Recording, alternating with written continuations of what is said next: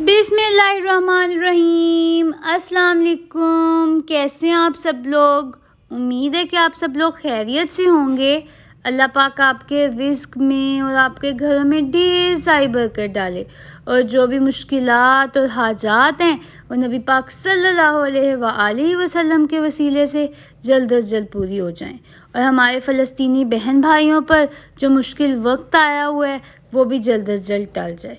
मैंने सोचा कि आज आप लोगों को एक बहुत ही ज़बरदस्त सा हेल्दी सा सालन बनाना सिखाती हूँ, जो कि ना तो सिर्फ जायके में बढ़िया होगा बल्कि सेहत के लिए भी बहुत अच्छा होगा।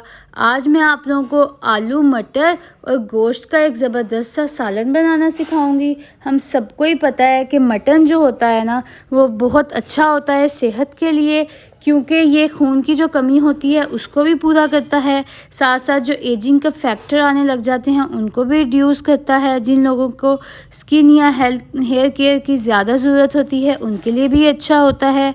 मेमोरी भी मटन से अच्छी रहती है और साथ साथ पोटेशियम भी इसके अंदर भर भर के मौजूद होता है।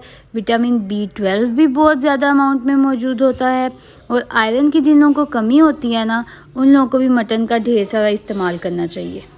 मैंने लिए थे मटर और उनको जो है अच्छे तरीके से छील लिया था और चेक कर लिया था ताकि कोई कीड़ा वगैरह ना हो।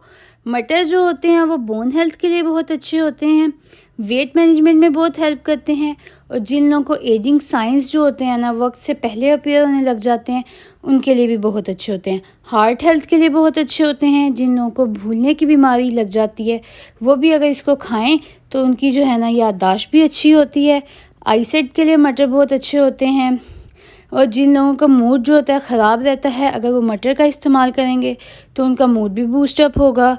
ये हाई इन प्रोटीन होते हैं और साथ साथ जिन लोगों को कॉन्स्टिपेशन का इशू होता है ना वो भी अगर मटर का इस्तेमाल करें तो उनका ये मसला भी दूर हो सकता है। और जिन लोगों को भी कैंसर के कोई ख़तरात होते हैं, स्टमक कैंसर से भी मटर हमें बचाते हैं, तो हमें इसलिए हमें डाइट में ऐड करना चाहिए। फिर मैंने लिए थे आलू। आजकल हमारे घर में काफ़ी छोटे छोटे आलू आ रहे हैं, इस वजह से मैंने 10 से 12 आलू लिए थे और उनको जो है हाफ पीसीज में कट कर लिया था और छील लिया था और अच्छे तरीके से धो लिया था। जिन लोगों का वेट गेन नहीं होता वो इसका इस्तेमाल करें तो उनका वेट गेन भी हो सकता है। हाँ, डाइट कॉन्शियस लोगों के लिए ये थोड़े से नुकसानदेह हो सकते हैं क्योंकि ये वेट को बढ़ाते हैं। कैंसर के जो मरीज़ होते हैं उनके लिए बहुत अच्छे होते हैं, ब्रेन फंक्शनिंग में बहुत हेल्प करते हैं, स्किन केयर में इनका बहुत बड़ा रोल होता है। साथ साथ जिन लोगों को जो ब्लड प्रेशर का इशू होता है ना वो आलू का इस्तेमाल करें तो उनका ब्लड प्रेशर भी लो रहता है। इनके अंदर जो है वो पोटेशियम भर भर के मौजूद होता है, साथ साथ मैग्नीशियम, कैल्शियम और विटामिन B6 जो है ना वो भी रिच अमाउंट में मौजूद होता है। बोन हेल्थ के लिए बहुत अच्छे होते हैं और जिन लोगों को कॉन्स्टिपेशन का मसला होता है ना अगर वो भी इसका इस्तेमाल करें तो उनका मसला दूर हो सकता है। और साथ साथ ये डायरिया के लिए भी बहुत अच्छे होते हैं, डायरिया से भी बचाता है। बिस्मिल्लाहिर्रहमानिर्रहीम। तो चलिए चलते हैं और अपनी रेसिपी का आगाज़ करते हैं। मैंने लिया था 1 किलो मटन और उसको जो है अच्छे तरीके से धोकर कुकर में डाल दिया था। साथ उसके जो है ना मैंने 1 टीस्पून नमक और 1 टीस्पून जो है काली मिर्च ऐड कर दी थी ताकि मज़ेदार सा जो है इसका जायका आ जाए।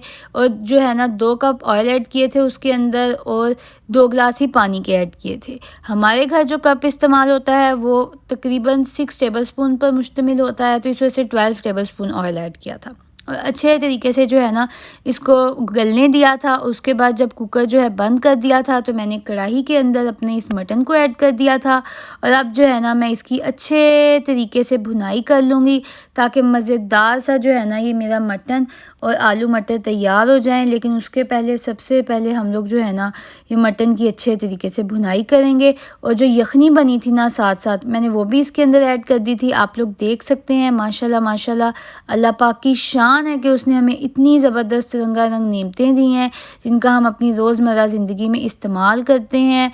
ये देखें, वैसे तो मटन को गलने में काफ़ी टाइम लगता है लेकिन अगर हम उसको थोड़ी देर कुकर में डाल दें तो मटन जो है वो काफ़ी जल्दी गल जाता है और काफ़ी अच्छे तरीके से जो है ना तैयार भी हो जाता है। अभी हम इसके अंदर मज़ीद मसाले नहीं ऐड करेंगे बल्कि हम इसको अच्छे तरीके से जो है ना इसकी यखनी के अंदर ही पकने देंगे ताकि जो खुशबू और जायका और जो हेल्थ है ना, हेल्थ बेनिफिट्स जो हमें मिलने हैं वो तमाम के तमाम इसके अंदर ऐड हो जाएं ताकि मज़ीद जो है ना ये ड्राई हो जाए। उसके बाद जो है हम अपनी ड्राइड मसाले और बाकी चीज़ें जो है इसके अंदर ऐड करेंगे।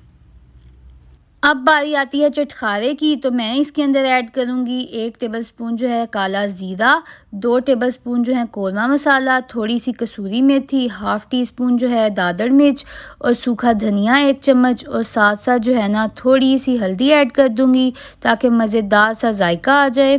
अच्छे तरीके से अब इसकी भुनाई हो रही थी, तो साथ साथ मैंने इसके अंदर ये मसाले भी ऐड कर दिए थे। और कलौंजी जो होती है उसमें हर बीमारी की शिफा होती है, इस वजह से आप लोग भी ज़रूर इस्तेमाल किया करें।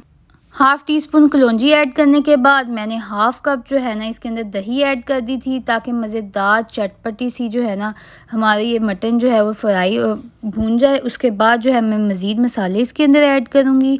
ये देखें, अच्छे तरीके से भुनाई करेंगे दही के साथ और तमाम मसालों के साथ अपने मटन की, क्योंकि अच्छे तरीके से जब इसकी भुनाई होगी ना तभी जो आलू और मटर हम इसके अंदर ऐड करेंगे ना तो उनके जायके में, टेस्ट में और साथ साथ खुशबू में भी इजाफ़ा हो जाएगा।